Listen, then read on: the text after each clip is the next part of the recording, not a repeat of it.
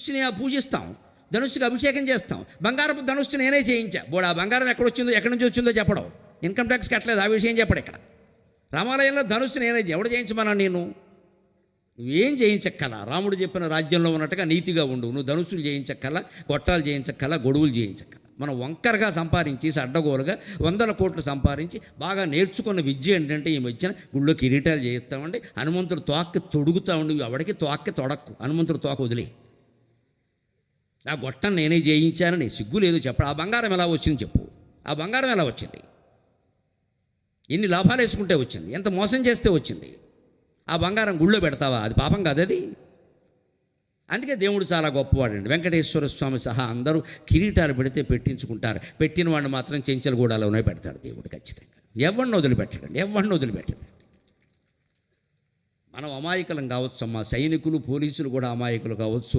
భగవంతుడు అమాయకుడు కాదు. గమనించి జాగ్రత్త. ఎవడికి పడే వాత వాడికి పడిపోతుంది. ఎన్ని కేజీలు కిరీటం పెట్టినా పెట్టించుకుంటాడు. తోసేవాడిని తోసే చోటగా తోసేస్తాడు. ఇది కొట్టేస్తాడు, అది కొట్టేస్తాడు.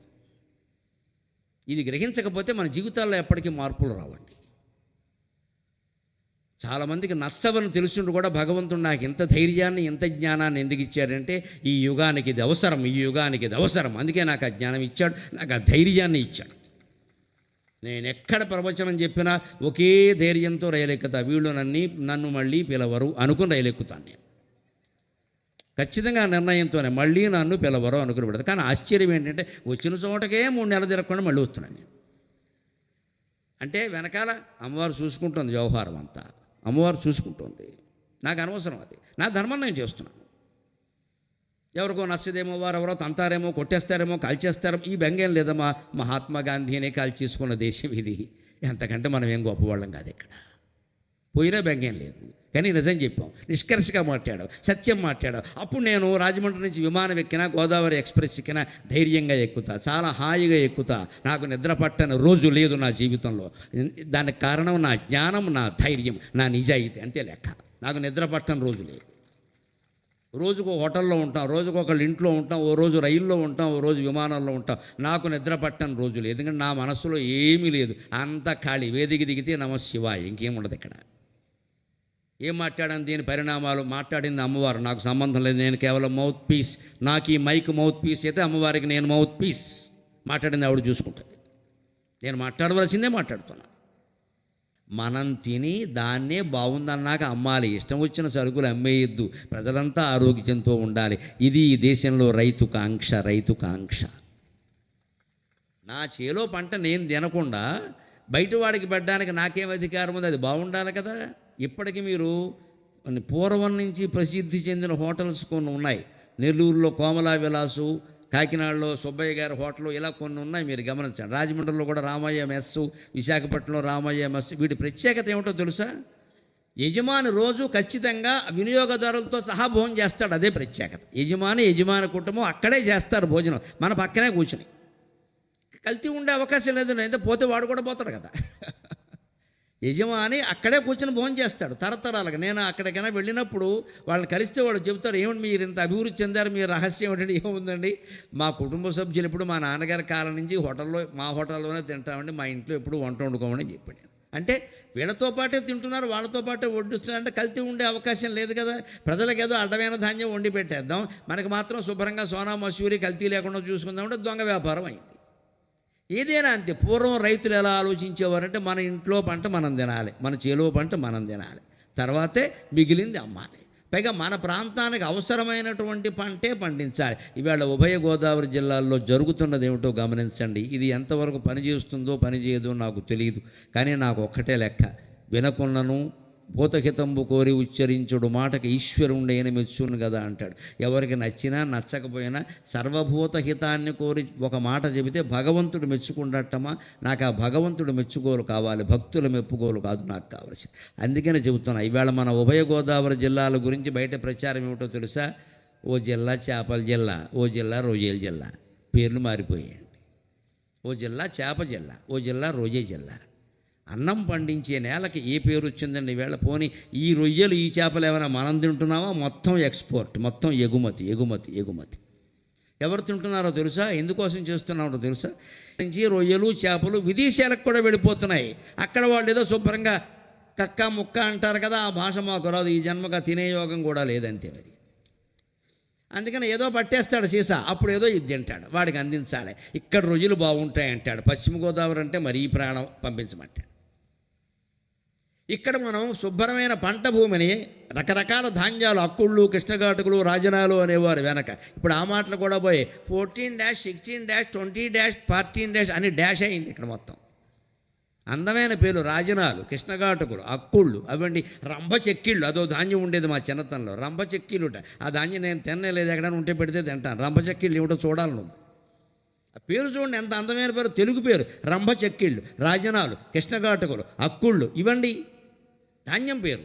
అంటే అందమైన పేర్లు, దేవుళ్ళ పేర్లు, పురాణాల్లో పేర్లు. ఇప్పుడు అదేం లేదండి, 16-14-14-15- అని డాషే.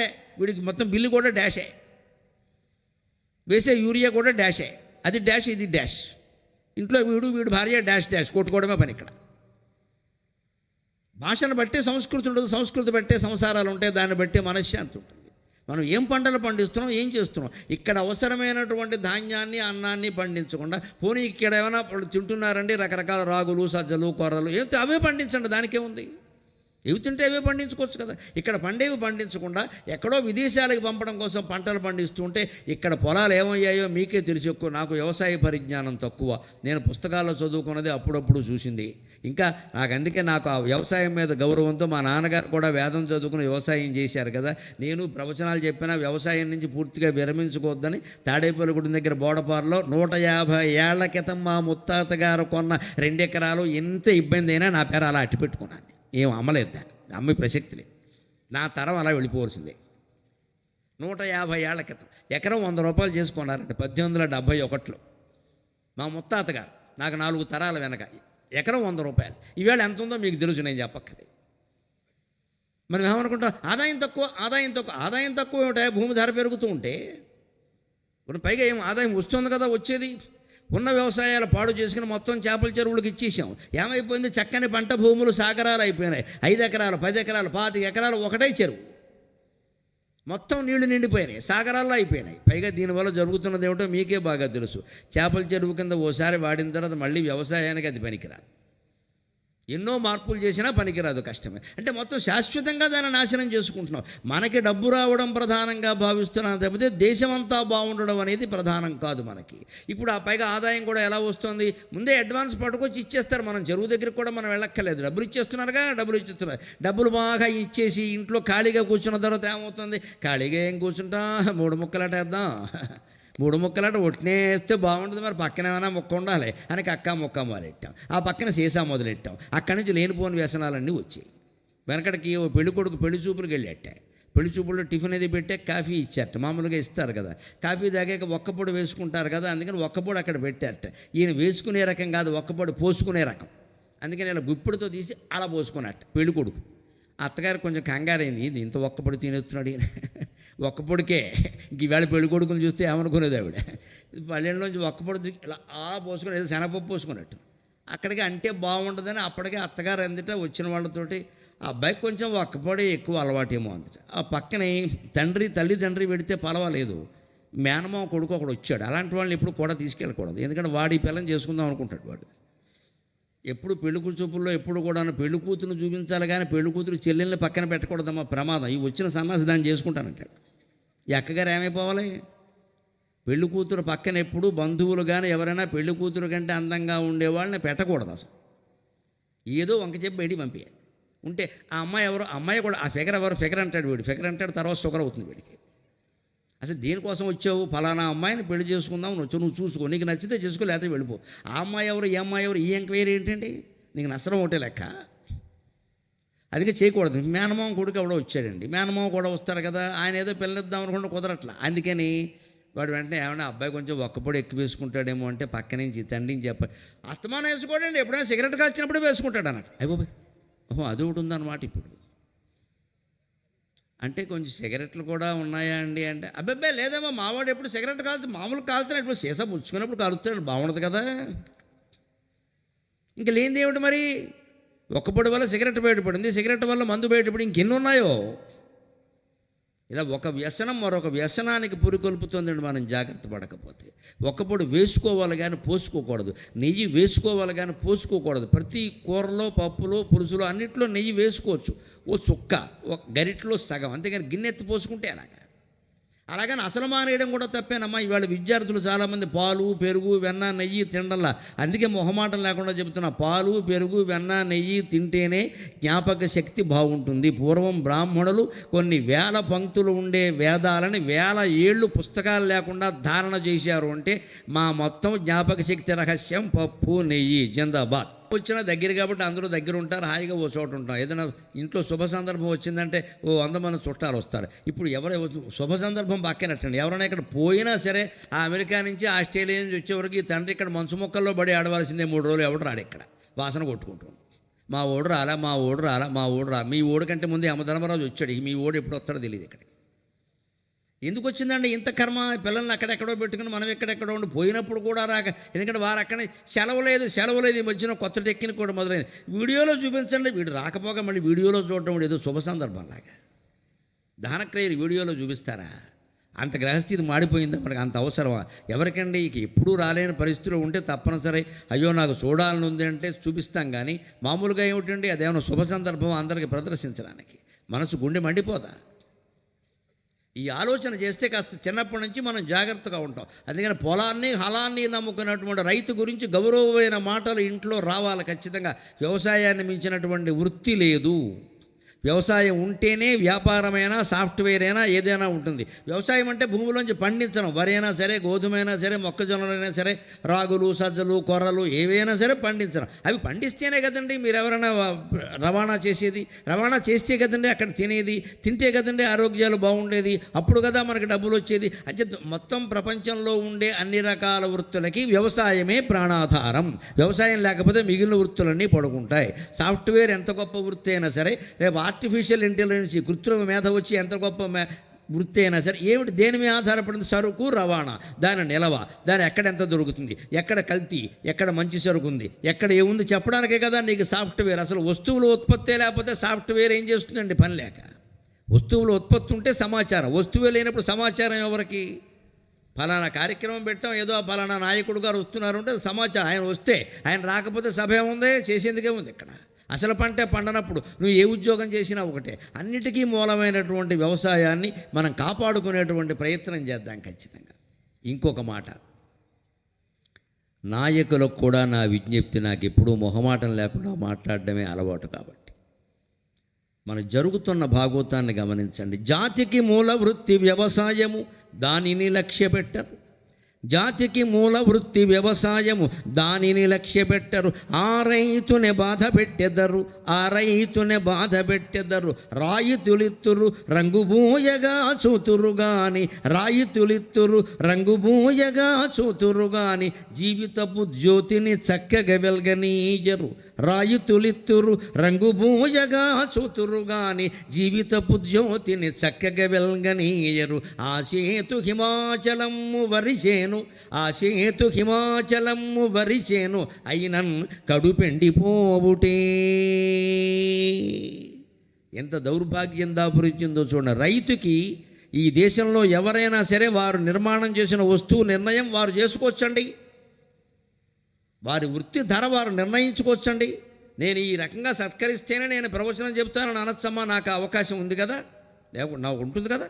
ఒక వస్తువు తయారు చేసిన వాడు ఎవడన్నా ఇది నేను ఎంతకు అమ్ముతా అనొచ్చు. కానీ దేశంలో దౌర్భాగ్యం ఏంటంటే రైతుకి నాకు బస్తా రేటు ఇది అని ఆయన నిర్ణయించడానికి వీలేదండి. 3 దేవతలు నిర్ణయిస్తారండి ఆ ధరని.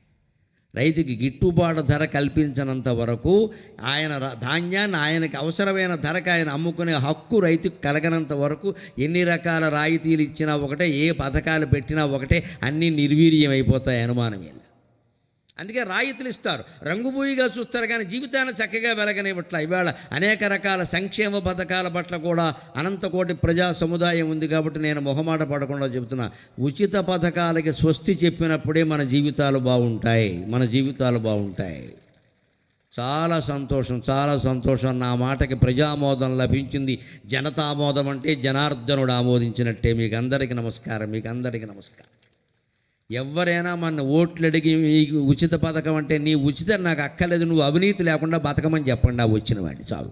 నీ ఉచితం నాకు అక్కల, నువ్వు నీతిగా బతుకు, అసలు నువ్వు రాజకీయాల్లోకి ఎందుకు వచ్చావు చెప్పు, సంపాదించుకుంటూ పో వెనక్కి పో అని చెప్పండి. సేవ చేయడానికి వచ్చానంటే ఇదివరకు ఏం చేసామని అడగండి. ఒకళ్ళే సేవ చేస్తారు, అది కూడా ప్రతి నియోజకవర్గంలో ఒక్కరే సేవ చేస్తారు, ఇంకెవరిని చేయనివ్వరండి. వారి తర్వాత వారి అబ్బాయి చేస్తారు, వారి అబ్బాయి తర్వాత వారి మనవడు చేస్తారు. మనం ఇక్కడ బానిసల్లా పట్టు ఉండాలి. ఇక్కడ మొత్తం వారసత్వం 2 రాష్ట్రాల్లో వ్యాపించేసింది మొత్తం.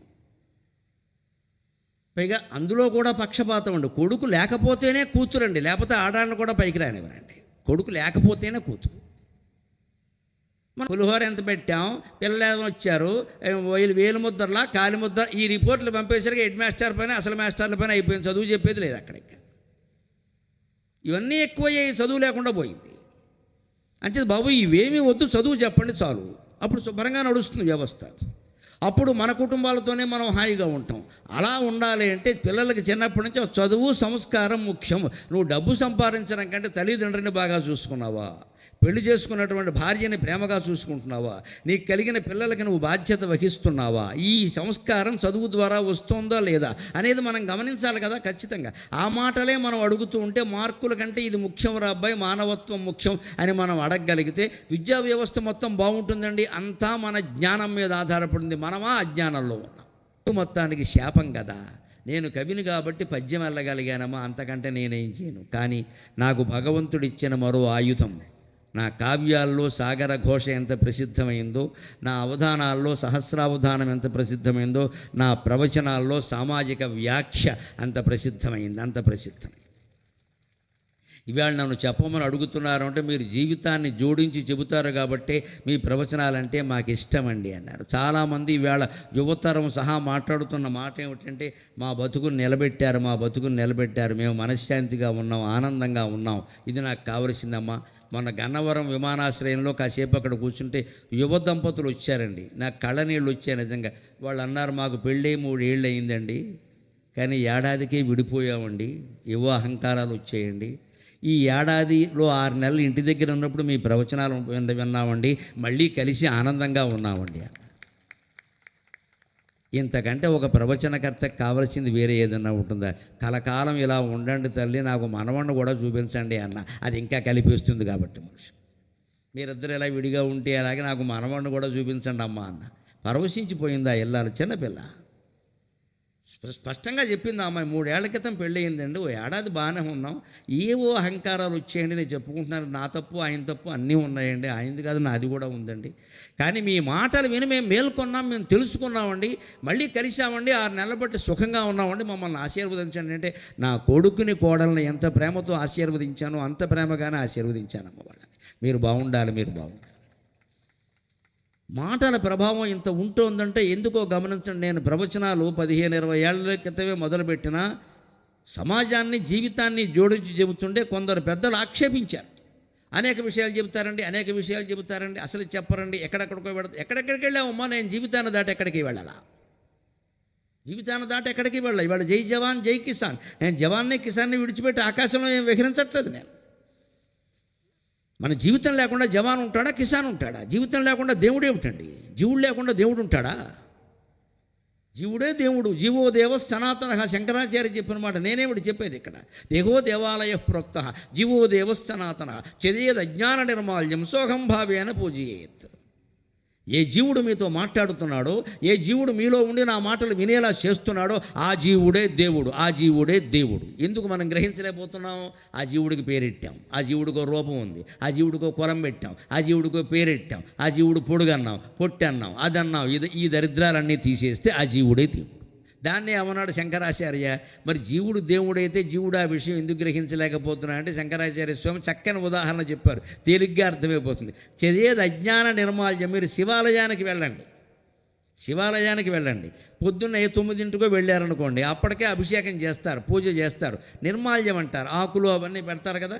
కానీ ఆ నిర్మాల్యం అక్కడ ఉన్నంతకాలం మీకు శివలింగం స్పష్టంగా కనపడదు. పైన ఆకులు పువ్వులు ఉంటే ఎలా కనపడుతుందండి? అదే ఇంకా కొంచెం ముందే అభిషేకం కూడా కాకముందే మీరు వెళ్ళారనుకోండి, అభిషేకం అయి ఇంకా పువ్వులు అవి పెట్టకముందు స్పష్టంగా నీళ్ళన్నీ జారిపోయి శివలింగం స్పష్టంగా కనపడుతుంది. అంటే నిన్న పూజ చేసిన పూజా ద్రవ్యాల పైన ఉంటే శివలింగం స్పష్టంగా కనపడదు, అంతే కదా.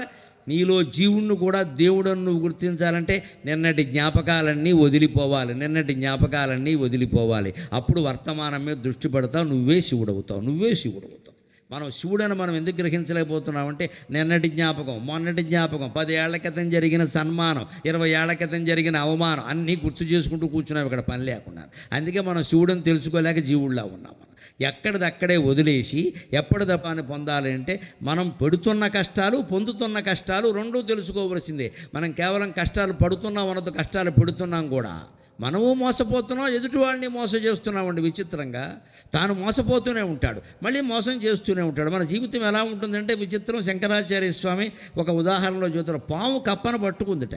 కప్ప పాము నోట్లో ఉందిట. ఇంత బాదురు కప్ప అంటే లావుగా ఉంది. కప్ప పాము నోట్లో ఉందండి. పాము ఇలా పట్టుకుంది, కొంచెం మింగలేకపోతుంది, ఎందుకంటే లావుగా ఉంది కదా. ఆ అని ప్రయత్నిస్తుంది. ఈ కప్ప ఏం చేస్తుందో తాను చచ్చిపోతున్నానని తెలుసుండు కూడా, పాము నోట్లో ఉన్నానని తెలుసుండు కూడా తన కళ్ళ ముందు ఎగురుతున్న ఈగని మింగే ప్రయత్నం చేస్తుందట. ఈ కప్ప ఎంత అజ్ఞానంలో ఉంది. తను పాము నోట్లో ఉందా, కాసేపట్లో గుటకాయ స్వాహ అయిపోతుందా. అయినా సరే ఈ కాసేపట్లో ఆ పక్కన ఈగని మింగేసి, ఈ ఈగని మింగి ఏం చేస్తుందండి, ఇది ఏం అనుభూతి పొందుతుంది. జీవితమే పోతుంటే మనం అలాగే ఉంటాం. మనం ఓ పక్క మోసపోతూనే ఉంటాం.